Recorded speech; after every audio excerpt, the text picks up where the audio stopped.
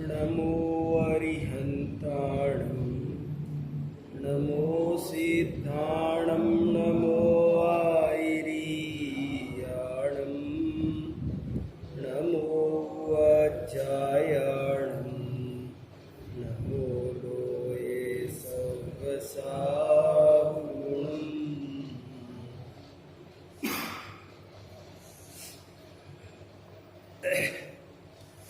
आज सुबह हमने तत्वार्थ सूत्र के आधार से प्रच्छना स्वाध्याय का क्या महत्व है ये समझा। स्वाध्याय के 5 भेद होते हैं ना, वाचना, प्रच्छना, अनुप्रेक्षा, आमनाय और धर्मोपदेश। स्वाध्याय बहुत महत्वपूर्ण चीज है, सट आवश्यक है। आत्मा के हित की भावना से, पवित्र मन से जब हम जिनवाणी का अध्ययन करते हैं तो उसको स्वाध्याय कहते हैं। और वो स्वाध्याय ज़्यादातर लोग ये समझते हैं कि पढ़ने का नाम स्वाध्याय है। हालांकि पढ़ना ही प्रमुख है, लेकिन केवल पढ़ना नहीं है, पढ़ने के अलावा भी बहुत कुछ काम है। तो वो बहुत काम में एक काम की चर्चा सुबह ज़्यादा हुई, प्रच्छना स्वाध्याय। प्रच्छना का मतलब है पूछो, बात को पूछना जरूर चाहिए। जो जितना ज़्यादा पूछेगा वो उतना ज़्यादा लाभान्वित होगा। जिनवाणी की यही खास बात है कि इसमें पूछने का बहुत महत्व है। दिक्कत हो तो आगे आगे आ जाओ थोड़े से।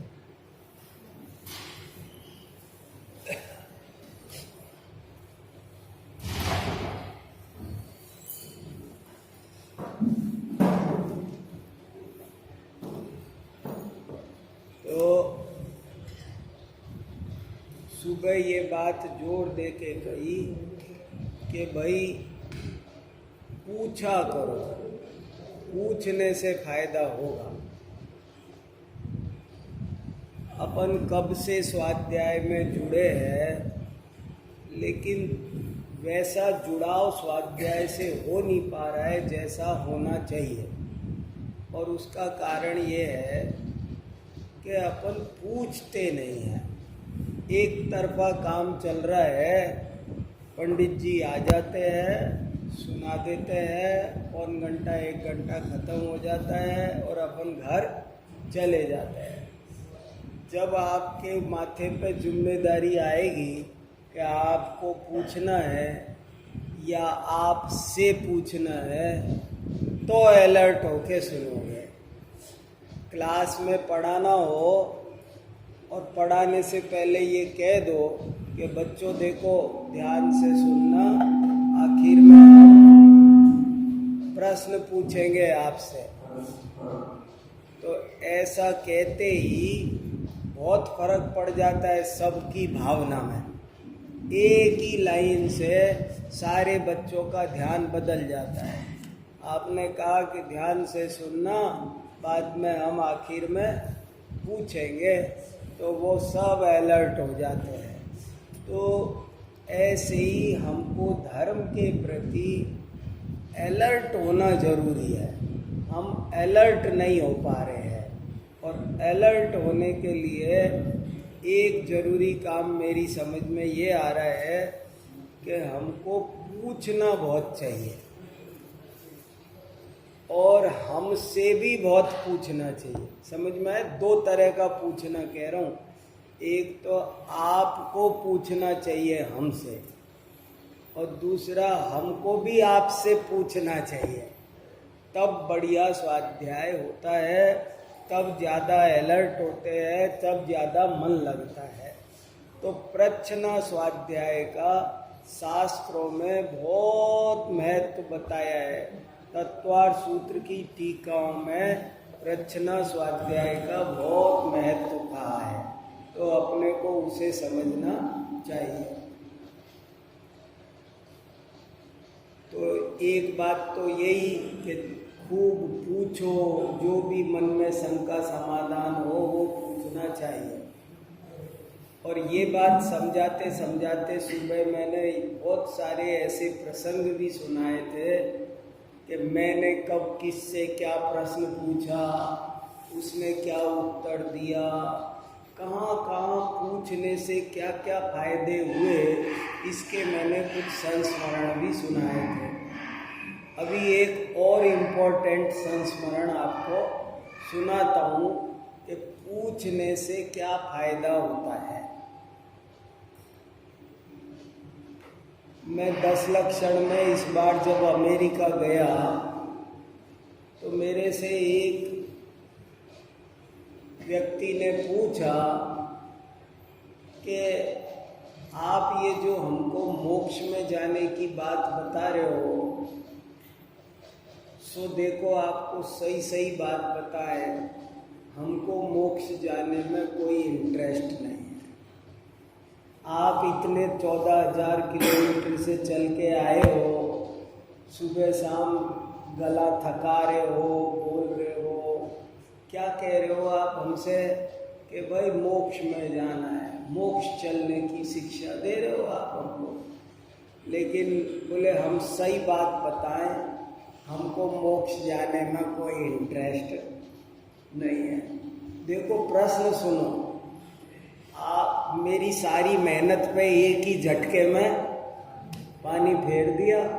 बोले पहली बात हमको ये बात जचती नहीं है कि कोई मोक्ष नाम की कोई जगह होगी। पहले तो ये ही नहीं जम रही है बात। दूसरी बात, होगी तो भी वो जैसा आप बता रहे हो उसमें भी कोई सुख वुख नज़र नहीं आ रहा है। तो आपका ये सारा उपदेश हमको पल्ले पड़ नहीं रहा। आप तो अगर आपके पास कोई ऐसा तरीका हो कि जिससे हम मनुष्य के बाद में देव बन जाएं, देव के बाद मनुष्य बन जाएं और ऐसे ही जिंदगी चलती रहे, बस ये ऐसा कोई तरीका हो। तो आप कह रहे हो ना जन्म मरण से रहित होना है, तो हमको तो नहीं होना है। जन्म मरण से रहित होके क्या करेंगे, क्या फायदा, सब तो सारा काम खराब हुए। बोले हमको जन्म मरण से रहित, बोले आनंद से रह रहे हैं, बढ़िया है। देखो यहाँ अब अमेरिका में आ गए, इंडिया में थे, तो जन्म मरण से बिल्कुल रहित करने की जो आप बात बता रहे हो, सो हमको कोई जरूरत, हमको होना ही नहीं है जन्म मरण से रहित। हमको तो केवल ये जो आप जरा सी बात बताते हो ना, नरक बहुत बुरा है, तिर्यंच गति बहुत बुरी है, ये थोड़ी सी जचती है आपकी बात। सो आप कोई ऐसा तरीका बता दो कि जिससे नरक और तिर्यंच गति में नहीं जाना पड़े। वो वास्तव में हमको बुरी, हमको नरक में नहीं जाना है और हमको तिर्यंच गति में नहीं जाना है। बाकी मनुष्य बनना तो बहुत बढ़िया बात है, बढ़िया मनुष्य बन जाए, फिर देव बन जाए, तो ऐसा कोई हिसाब हो, ऐसा कोई तरीका जिनवाणी में लिखा हो, आपने पढ़ा हो जिंदगी में, शास्त्री में, आचार्य में, कोई आपके गुरुजी ने पढ़ाया सिखाया हो, तो इतनी दूर से आए हो, हमको तो वो बता जाओ।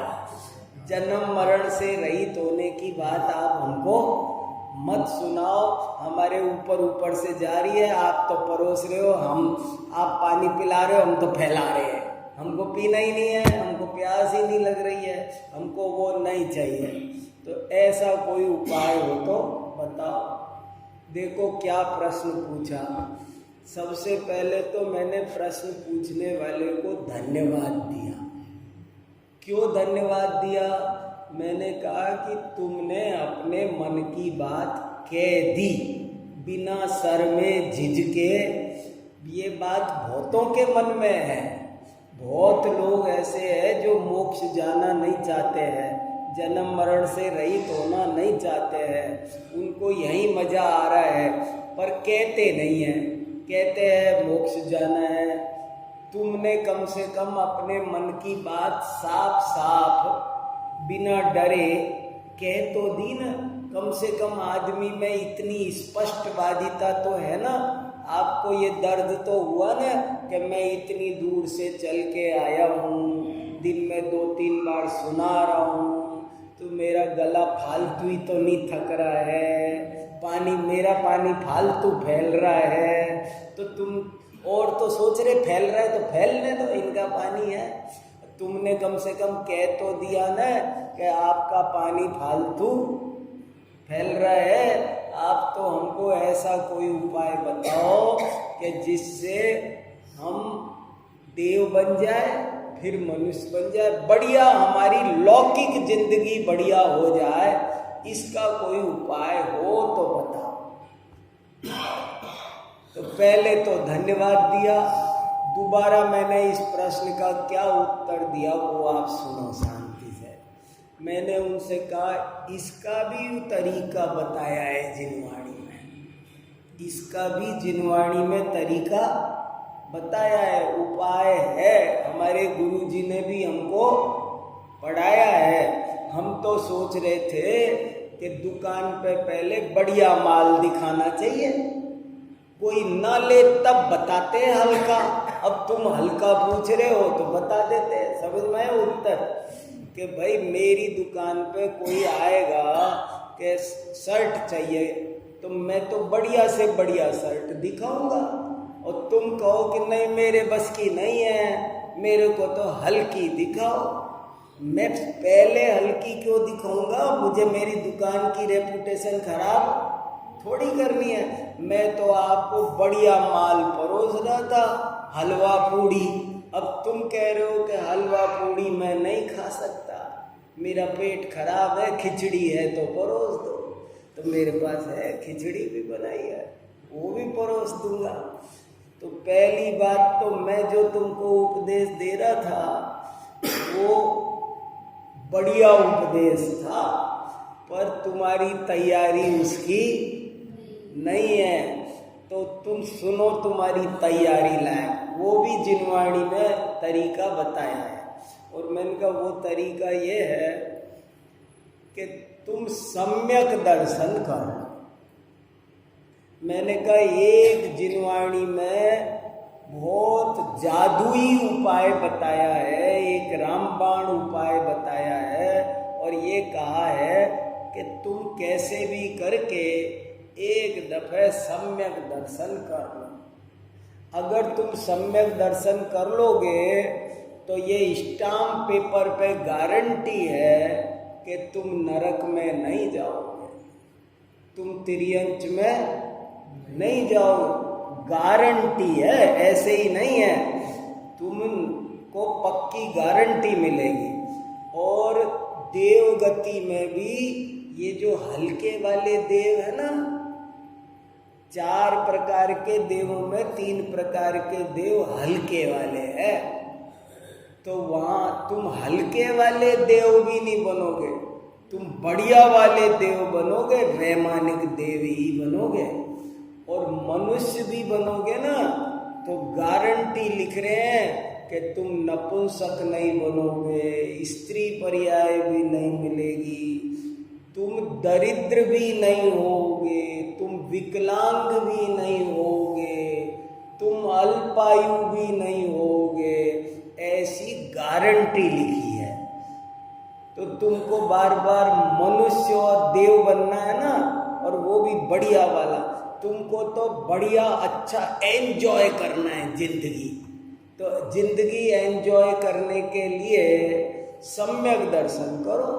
सम्यक दर्शन करने से बहुत तरह के फायदे होते हैं, शास्त्र में लिखे हैं, उनको रत्नकरंड श्रावकाचार्य के वो सब श्लोक पढ़ पढ़ करके सुना दिए मैंने कि ये देखो एक ये लिखा है, ओजस तेजो विद्या वीर्य यशो वृद्धि विजय विभव सनाथा। बोले जिसके पास में सम्यक दर्शन होता है वो ओजस्वी, तेजस्वी, यशस्वी ऐसा बनता है, और दुष्कुल, विकृत, अल्पायु, दरिद्रता। अब बताओ ये कितनी बड़ी बड़ी गारंटी है कि तुम विकलांग नहीं बनोगे। सम्यक दर्शन से बढ़िया कोई इंश्योरेंस पॉलिसी है दुनिया में? नहीं। अपन मान लो मैं इस हाथ की का इंश्योरेंस कराऊं तो क्या होगा कि 5 लाख रुपए भी लग जाएंगे। 5 लाख रुपए में हाथ का बीमा होगा और फिर क्या होगा? गारंटी है क्या हाथ नहीं कटेगा? बोले नहीं, ये गारंटी नहीं है। हाथ कटेगा तो आपको पैसा दे देंगे। हाथ नहीं कटने की जिम्मेदारी पॉलिसी की इंश्योरेंस कंपनी ये नहीं कहता। आपने मकान बनाया और मकान का इंश्योरेंस कराओ तो मकान में आग लगेगी कि नहीं, टूटेगा कि नहीं, भूकंप में गिरेगा कि नहीं, इंश्योरेंस कंपनी कहती है ये हमारी जिम्मेदारी नहीं है। हम तो कहीं ऐसा हो जाएगा तो आपको थोड़ा सा मुआवजा दे देंगे। वो मुआवजा दे सकते हैं। और सम्यक दर्शन क्या कर रहा है? वो कह रहा है मैं गारंटी दे रहा हूं कि तुम्हारा पैर नहीं टूटेगा, तुम्हारा हाथ नहीं टूटेगा, तुम अंधे, बहरे, गूंगे ऐसे नहीं बनोगे। सोचो, ये गारंटी दे रहा है कि तुम है ना, तुम अंधे, बहरे, लंगड़े, लूले नहीं बनोगे, तुम दरिद्र नहीं बनोगे। दरिद्र नहीं बनोगे ऐसी कोई कंपनी है? कितना भी बीमा करा लो, आप इन बीमा की मूल्यांकन करो और एक चीज के बीमा के पैसे अलग अलग है। मकान का बीमा और गाड़ी का नुकसान हो जाए तो कुछ नहीं मिलेगा। गाड़ी का बीमा और मकान का नुकसान हो जाए तो कुछ नहीं मिलेगा। हाथ का बीमा और पाँव के कुछ हो जाए तो कुछ नहीं मिलेगा। मगर सम्यक दर्शन एक साथ सबका बीमा कर रहा है। वो कह रहा है कि देखो, तुमको गारंटी दे रहे हैं कि तुम कभी भी दरिद्र नहीं बनोगे। देखो कैसे कैसे आपको जिंदगी में एक प्रकार से किसी भी प्रकार की प्रतिकूलता नहीं मिलेगी, सर्व प्रकार की अनुकूलता ही अनुकूलता मिलेगी। इस चीज की सम्यक दर्शन गारंटी दे रहा है। ऐसे और नरक नहीं जाने की, त्रियंच नहीं जाने की, भवनवासी, व्यंतर, ज्योतिषी, क्या क्या क्या क्या कितनी मुश्किल होती है। आप नपुंसक बन जाओ, कितने कष्ट हैं, वो सब सम्यक दर्शन कह रहा है तुमको कोई कष्ट नहीं हो।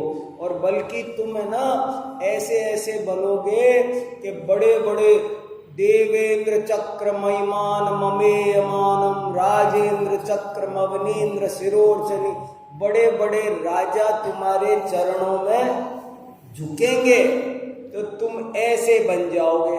अब बताओ कैसे गारंटी दे रहा है सम्यक दर्शन? तब सब कहने लगे अब सम्यक दर्शन कैसे होता है वो करा दो। समझ में आया? अब तक तो वो क्या सम्यक दर्शन की बात अभी बताओ तो नहीं सुन रहे थे, पर अब कहा कि सम्यक दर्शन से इतने लौकिक फायदे हैं। तो बोले अच्छा, तो फिर बताओ ना कैसे होता है, वही बताओ। फिर मैं और बताता कि सम्यक दर्शन से ये वो कहते वो अब सुन लिए, वो बस करो। अब तो आप सम्यक दर्शन करा दो, जल्दी आपके जाने के दिन आ रहे। आप तो सम्यक दर्शन सुनाओ, वही सुनाओ कैसे होता है, क्या स्वरूप है, हमको करा के जाओ सम्यक दर्शन। अब कोई इधर उधर की बात और कोई टॉपिक ले ना तो मना कर देते। आज आपने वो दूसरा टॉपिक ले लिया, आप मत लो, आप तो सम्यक दर्शन ही वही सुनाओ। और उनके सबके फिर रुचि जगी और तब उनको ये सब बात सम्यक दर्शन की समझाई। देखो ये ही उपदेश की शैली है, ये विज्ञान भी है, ये मनोविज्ञान भी है, सब कुछ है ये। अगर आप किसी को रुचि नहीं जगाओगे धर्म की तो उसको सुनने में रुचि नहीं लगेगी, और आप एक दफे उसको रुचि जग जाएगी तो उसका सुनने में मन लगेगा। और धर्म करने से दोनों तरह के फायदे हैं। धर्म करत संसार सुख, धर्म करत निर्वाण, धर्म पंथ साधे बिना नर तिर्यंच समान। तो जब ऐसी रुचि लगेगी तो लौकिक जीवन भी बहुत बढ़िया होगा।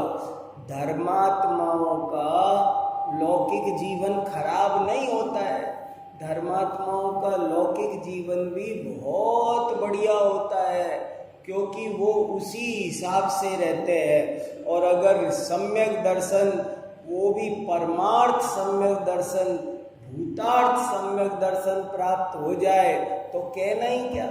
सम्यक दर्शन, देखो अपन को पहली बात तो सम्यक दर्शन प्राप्त नहीं हो रहा है, इसलिए दिक्कत है। और कोई बात होती है तो कोई ऐसे ही फॉर्मेलिटी की बात कह देते हैं।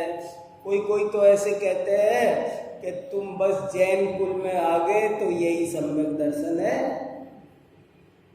देव शास्त्र गुरु की श्रद्धा कर ली तो यही सम्यक दर्शन है। पर वास्तव में ये सम्यक दर्शन नहीं है। सम्यक दर्शन तो वास्तव में आत्मानुभूति पूर्वक होता है। आत्मानुभूति करो तो सम्यक दर्शन है। इसलिए जीवन में आत्मानुभूति का प्रयत्न करना चाहिए। आत्मानुभूति करो तो सम्यक दर्शन होता है। उसके पहले धर्म ध्यान नहीं है। सब कहने में आता है, अपन कहते हैं कि अपन धर्म ध्यान कर रहे हैं, थोड़ी देर मंदिर में आ गए तो क्या कहते हैं, धर्म ध्यान कर रहे हैं। पर धर्म ध्यान वास्तव में चौथे गुण स्थान से शुरू होता है, उससे पहले धर्म ध्यान शुरू नहीं होता है। और चौथा गुण स्थान शुद्धोपयोग के बिना नहीं होता है, आत्मानुभूति के बिना नहीं होता है। इसलिए आत्मानुभूति करके सबसे पहले सच्चा धर्म, निश्चय धर्म, सम्यक दर्शन प्रकट करना चाहिए। और वो अगर इस भव में नहीं प्राप्त हुआ तो कोई विशेष लाभ होने वाला नहीं है। तो ऐसे कुछ खास बात है। ऐसे बहुत प्रश्न है, तरह तरह से लोग पूछते हैं और उसमें से बहुत आनंद आता है। तो आप लोग भी स्वाध्याय खूब करो और आपस में प्रश्न पूछो। अपने आपस में पूछना चाहिए, थोड़े लिख के रखना चाहिए, थोड़े कुछ एक दूसरे से। नहीं तो कभी कोई और महाराज जी का, पंडित जी का, किसी का समागम मिले तो पूछना चाहिए। आपको किसी को कोई प्रश्न पूछना हो तो पूछ सकते हो। इतने दिन स्वाध्याय करते हो, क्या क्या आपके मन में कोई प्रश्न आता हो तो कहो, पूछो, चर्चा करो। चर्चा से बहुत लाभ होता है। हाँ बोलो। संयम राजा। हाँ हाँ, बहुत बढ़िया बात है। लेकिन ऐसा ही योग है, वो चाहता नहीं है। ये एक अजीब तरह का विज्ञान है, बहुत ही अजीब विज्ञान है ये। कैसे कि जो भोगों को चाहेगा, जो राजपद चाहेगा, जो लौकिक जीवन बढ़िया चाहेगा, इसके लिए सम्यक दर्शन करना चाहेगा, उसको सम्यक दर्शन भी नहीं होता है। ये खेल विचित्र है। माने वो तो नए आदमी को लाइन पे लगाने के लिए ऐसे कहा है, वो लाइन पे नहीं आ रहा इसलिए कहा है। पर वास्तव में वो इनको चाहेगा तो सम्यक दर्शन होता। जो भगवान की भक्ति से नाना प्रकार के लाभ होते हैं, तो फिर भक्ति अगर जो सांसारिक लाभों के लिए भक्ति करेगा तो उसकी भक्ति बढ़िया नहीं होगी, उसमें क्वालिटी नहीं होगी। वो तो नहीं चाहेगा तो होगा। जैसे बहुत उदाहरण दिए शास्त्र में, कि कोई किसान यदि केवल घास पैदा करना चाहे तो उसको घास भी बढ़िया नहीं मिलेगा। जो धान पैदा करना चाहेगा उसको धान भी मिलेगा और घास भी मिलेगा, दोनों मिलेगा, मगर धान नहीं ही चाहिए, घास नहीं चाहिए। बड़ी विचित्र खेल है। लौकिक जीवन उनका बढ़िया हो रहा है जिनको लौकिक जीवन बढ़िया, जिनको चारों गतियों से मुक्त होना है। माने बात वहीं आ गई, कान इधर से नहीं पकड़ने दिया उनने, तो मैंने इधर घुमा के पकड़ लिया। बात वही निकली। वो कह रहे हैं कि चार गति से रहित होने की बात मत सिखाओ, और बात यही निकली कि तुमको चार गति से रहित होने की भावना भानी पड़ेगी, तभी तुम्हारी दो गति छूटेगी, दो में बचोगे। मतलब बड़ी गजब की बात। और ये सब प्राथमिक दशा में है, ऐसा नहीं है अनंत काल तक नहीं है। जैसे धर्म करने से लौकिक सुख भी मिलता है, तो सिद्ध भगवान के पास तो धर्म की पूर्णता हो गई, तो उनको भी लौकिक सुख मिलना चाहिए। ये सब यहीं की बात है। सांसारिक दशा में ऐसा होता है। जब शुरू में जीव धर्म के मार्ग में लगता है तो खूब पुण्य बंधता है, और पुण्य बंधने से उसकी पाप प्रकृतियों का भी संक्रमण पुण्य रूप में हो जाता है, और उसको नाना प्रकार की लौकिक अनुकूलताएं मिलने लगती है। स्वास्थ्य खराब हो तो स्वास्थ्य ठीक हो जाए। भगवान की भक्ति करने से क्या क्या होता है, कैसे कैसे श्लोक लिखे हैं, कैसे कैसे दोहे लिखे हैं। नाथ तुम्हारे नाम ते अग चिन्ह माही पलार, जो दिन कर पर कासते अंधकार बिनसा। हे भगवान, जैसे सूरज निकलता है तो सारा अंधेरा नष्ट हो जाता है, ऐसे ही आपका नाम लेने से सारे पाप भाग जाते हैं। कितनी बड़ी बात लिखी है। तुम पद पंकज धूल को जो लावे निज अंग, ते निरोग शरीर ले छिन्न में होय अनंग। तो धर्म करने से निरोग शरीर मिलेगा कि शरीर रहित होंगे? धर्म करने से संपत्ति मिलेगी कि संपत्ति रहित होंगे? परिग्रह बढ़ेगा कि खत्म होगा? पर जिन जीवों को सांसारिक परिग्रह का लोभ है, उनको शुरू में जो स्थिति होती है उसका ज्ञान कराकर धर्म के रास्ते पर लगाया है। वो लग नहीं रहा इस वैसे, तो उसको ऐसा उपदेश दिया है। पर ये बड़ा विचित्र खेल है। जो बिन मांगे मोती मिले, मांगी मिले न भीख। तुम चाहोगे तो कुछ नहीं मिलेगा, और नहीं चाहोगे तो सब कुछ मिलेगा। ऐसी ये बड़ी अजीब बात है। माया छाया एक सी, घटे बड़े छिन माय। इनकी संगति जो लगे, तिन्हें कौन सुख नाय। माने ये हालत है। तो धर्म के मार्ग में चलने से लौकिक सुख मिलता है, इसका मतलब समझना है। शुरुआत में ऐसा होता है। जीव अनादि काल से पाप में जीवन जी रहा है, प्रतिकूलता में, दुख में, जरा जरा से दाने दाने को तरस रहा है, खाने को नहीं मिल रहा, पहनने को नहीं। सब जीव 84 लाख योनियों में महादुख भोग रहे हैं। वो जब धर्म के मार्ग पे आते हैं तो बिना चाहे चक्रवर्ती, कामदेव, तीर्थंकर जैसे पद उनके पास आते हैं। उनको नहीं चाहिए 64 रिद्धियां नहीं चाहिए, मगर आ रही है। टपक रही है, छप्पर फाड़ के आ रही है। वो मना कर रहे मुनि महाराज के हमको नहीं चाहिए, मगर वो आ रही है। तो ऐसा शुरुआत में स्वरूप है, लेकिन ऐसे मत समझना कि उसके लिए करोगे। मुझे एक लाइन मोक्ष मार्ग प्रकाशक की बहुत बढ़िया लगती है। मोक्ष मार्ग प्रकाशक में लिखा कि अरिहंत आदि की भक्ति से लौकिक प्रयोजन भी सिद्ध होते हैं, परंतु लौकिक प्रयोजन के लिए अरिहंत आदि की भक्ति करने से पुण्य भी नहीं होता, पाप होता है।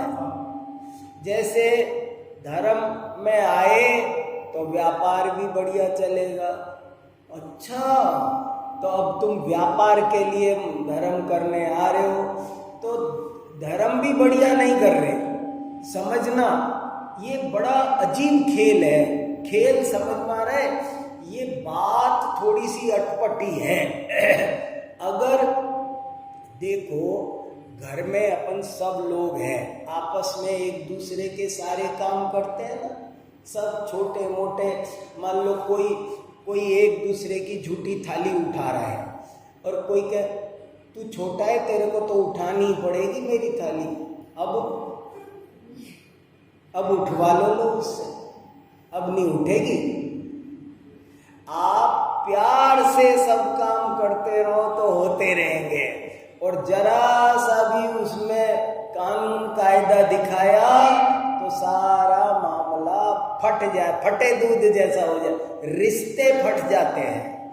जब आप आराम से कहते रहो तो सब हो जाता है, और जब आपने उसको कायदा दिखाना शुरू किया तो सब फट जाते हैं। ऐसे ही है कि भगवान की भक्ति करो, कुछ मत चाहो। सम्यक दर्शन का मतलब है तुम चार गति मत चाहो, तुम तो मात्र मोक्ष की अभिलाषा करो, और होगा क्या कि लौकिक जीवन मंगलमय हो जाएगा। ऐसा इसका मतलब है। सावधानी से पूरी बात समझनी है। नए आदमी को रास्ते पर लगाना है तो उसको बताते हैं और झूठ नहीं बोलते हैं। ऐसा होता है, खूब जिंदगी में देखा जाता है, सारे उदाहरण हैं। जो आदमी धर्म के रास्ते पर आता है उसका नंबर कम आ रहे हो परीक्षाओं में तो नंबर अच्छे आने लगते हैं, हर चीज में उसके फायदा होने लगता है। मगर वो उस फायदे के लिए इधर आए तो ज्यादा कुछ फायदा होता नहीं है। ये खास बात है। कोई बात नहीं।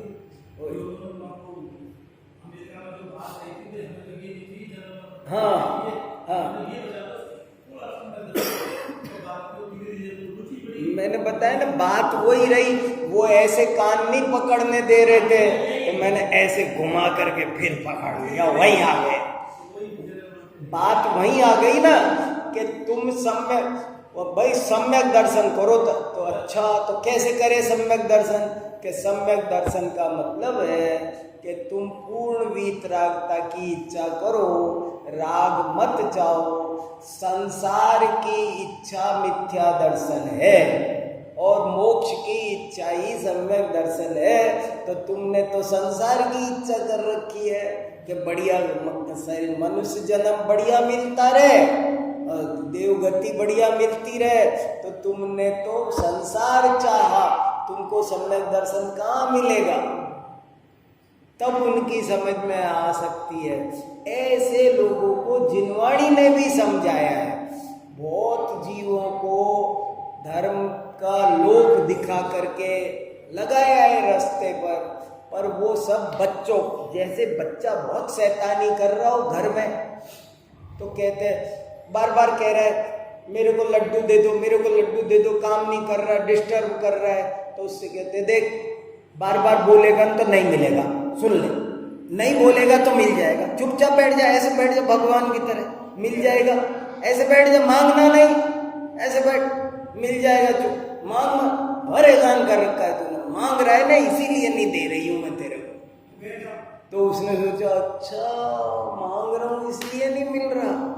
ठीक है, ऐसे बैठ गया।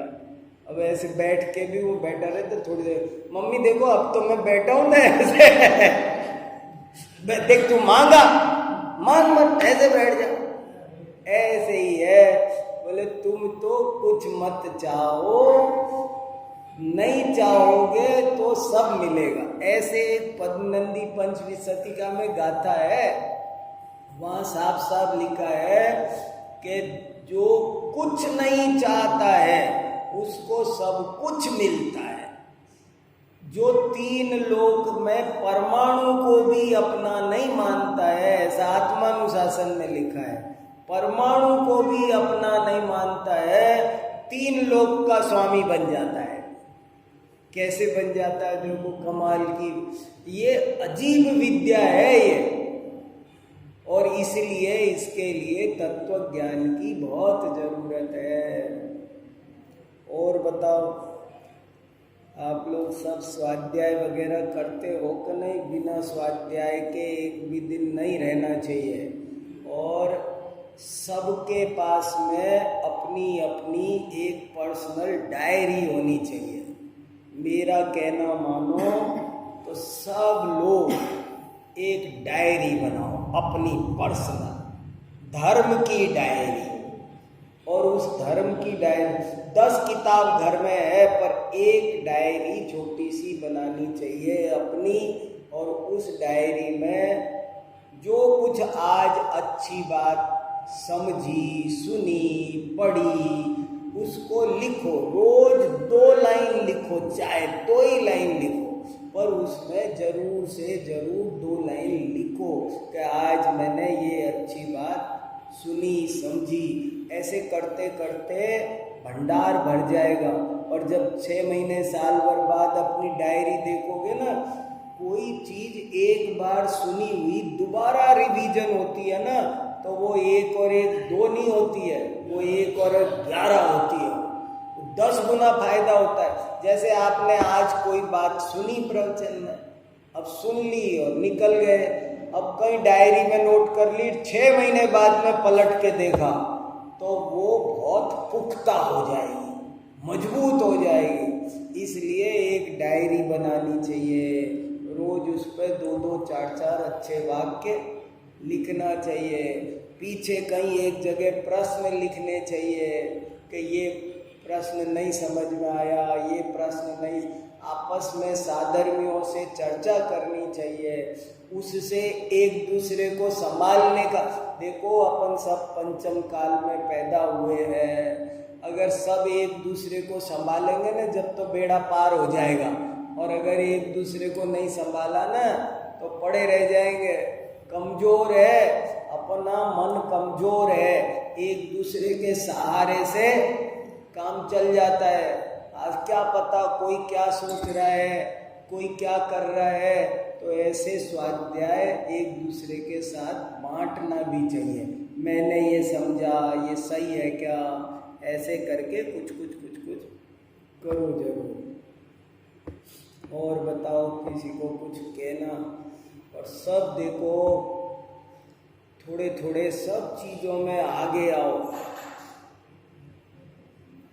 अभी आदिनाथ भगवान की जयंती गई, ऋषभ देव जयंती, थोड़ा सा इकट्ठा होके ऋषभ देव, हमारे कितने बड़े बाप दादा, हमारे असली बाप दादा तो ये है। अपन को बैठ करके थोड़ी देर ऋषभ देव जयंती मनानी चाहिए, उनका उपकार मानना चाहिए। अरे हमने हमारी यूनिवर्सिटी में ऋषभ देव जयंती मनाई। हमारी यूनिवर्सिटी में 200 लोगों का स्टाफ है और 4 लोग अजैन हैं, 4 लोग जैन हैं बस, बाकी सारे अजैन हैं। पर हमने आज ऋषभ देव जयंती है, अपने डिपार्टमेंट में गोष्ठी कराई, 2-4-5 लोगों के भाषण भी कराए और सबको लड्डू बांटे। काहे के लड्डू है? ऋषभ देव जयंती, ऋषभ देव जयंती, ऋषभ देव जयंती। अरे उनके कान में तो पड़ा कि आज ऋषभ देव भी कोई है और वो ऋषभ देव का लड्डू खा रहा है ऋषभ देव जयंती का, तो उसको कुछ समझ में नहीं आएगी क्या? ये हमारी ड्यूटी बनती है, हमारे यहाँ जो बच्चे पढ़ते हैं एमए में, उनसे मैंने कहा कि अजैन बच्चों से कहा तो उनको बहुत अच्छा लगा। मैंने कहा देखो, ये जैन विद्या जो तुम पढ़ रहे हो, इसका संरक्षण करना, संवर्धन करना, वो तुम्हारा दायित्व है। तुम पढ़ रहे हो ना, तो तुम्हारी ये ड्यूटी है और तुम ये काम करो। तो बोले अगले साल से हम भी मनाया करेंगे। एक आदमी को भी रुचि लग जाए तो बढ़िया है। कब किसको ऋषभ देव के बारे में क्या बात समझ में आ जाएगी। कितने बड़े ऋषभ देव थे, दुनिया उनको मानती है, भले नाम अलग अलग है। कोई महादेव जी कह रहा है, कोई प्रजापति कह रहा है, कोई बाबा आदम कह रहा है, कोई कुछ कह रहा है, पर वही है। महावीर जयंती आए तो महावीर जयंती मनाओ। मौके बेमौके पे जरूर यहाँ बैठ के सबको बैठ के थोड़ा सा, अरे जो आता है वही बोलो। यहाँ पाठशाला चलती थी, वो चलती है कि नहीं चलती अभी? यहाँ एक पाठशाला चलती थी ना, इतवार चलती तो थी, फोटो पे आती थी। भाई उसको भी चलाओ, ढीले मत हो। अरे कोई बात नहीं, जो आए जैसे। देखो मेरा तो यही कहना है, थोड़ा थोड़ा ही सही करते रहो, बंद मत करो। अपने ऊपर अपने पुरखों का ऋण है, ये धारा टूटनी नहीं चाहिए।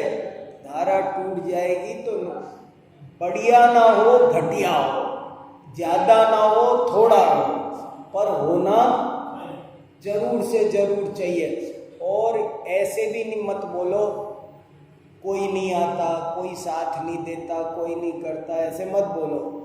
मैंने आज कहा ना सुबह ये कि भाई गाड़ी में ड्राइवर बैठ जाओ और बाद में सवारी तो अपने आप।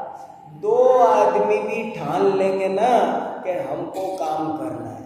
अरे महावीर जयंती आ रही है, करना क्या है? थोड़ा सा मंदिर सजा दो, 2-4 बंधनवार सी बाहर बांध दो। गांव के 10,000 अजैनों को पता चलना चाहिए कि आज महावीर जयंती है, चिंता मत करो, अपन उनका ही खा रहे हैं। तो थोड़ा सा मंदिर सजा दिया, थोड़ा कुछ नहीं, थोड़े से वो अपने मिश्री भिसरी बांटते हैं, बांट बूट दो, गाँव में पता चले, थोड़ा जय जयकार सी हो जाए। भाई देखो जैनी भी सब अपने अपने धर्म को मानते हैं, मनाते हैं। अपन को क्यों नहीं मनाना चाहिए? अपन नहीं मनाए, ज्यादा बड़ा मत मनाओ और किसी से लड़ो मत, किसी से कहो मत, किसी को ज्यादा परेशान मत करो। जो काम करे जो करने दो, जो नहीं आए ना वो तो आता नहीं, मत आने दो, जो नहीं आए वो मत आए। अब देखो हम तो आज सुबह बैठे यहाँ स्वाध्याय करने, कोई नहीं था, मैं चेतन और दयाचंद तीनों, हमने कहा अपन स्वाध्याय करेंगे। हमने तीनों ने शुरू कर दिया और फिर आप सब आ गए ना, हो गया ना। और वो किया तो अभी शाम को भी सभा हो गई ना। सब काम करने से सब काम हो जाते हैं। पवित्र मन रखो, कसाय से मत करो, दिखाने के लिए मत करो, मैं ऊंचा तू छोटा, इस भावना से मत करो। अपन को काम करना है। अपन भगवान की पूजा करे, प्रक्षाल करे तो किसी पे एहसान थोड़ी कर रहे हैं, अपन अपने लिए कर रहे हैं। तो अपने लिए सब करो, थोड़ा थोड़ा, अपनी ड्यूटी है, अपना कर्तव्य है। अरे ऐसा मंदिर मिलता नहीं है कहीं पर, मंदिर बनाते, मंदिर बनाया तैयार मिल गया, सब कुछ है। तो थोड़ा बहुत जैसे भी बने वैसे स्वाध्याय करो, पाठशाला चलाओ, और कोई समय समय पे थोड़ा बहुत कार्यक्रमों का आयोजन थोड़ा सा सजा दो, लगना चाहिए ना कि भैया इनका भी कोई त्योहार है। गांव में जैन भी रहते हैं, ये भी तो पता चले। अरे कोई रास्ते पर भी आ जाता है, लोग अहिंसा परमो धर्म, अहिंसा धर्म की जय हो, नाम सुनेंगे ना कान में अहिंसा, तो ये मिसाइल जैसी लगती है। जो हिंसा करते हैं ना, उनको जब आप अहिंसा अहिंसा बोलते हो ना, तो उनके मिसाइल जैसी लगती है, चुभती है, और वो हिंसा छोड़ते हैं। इसलिए थोड़ी थोड़ी कोशिश करो, तब उसी से काम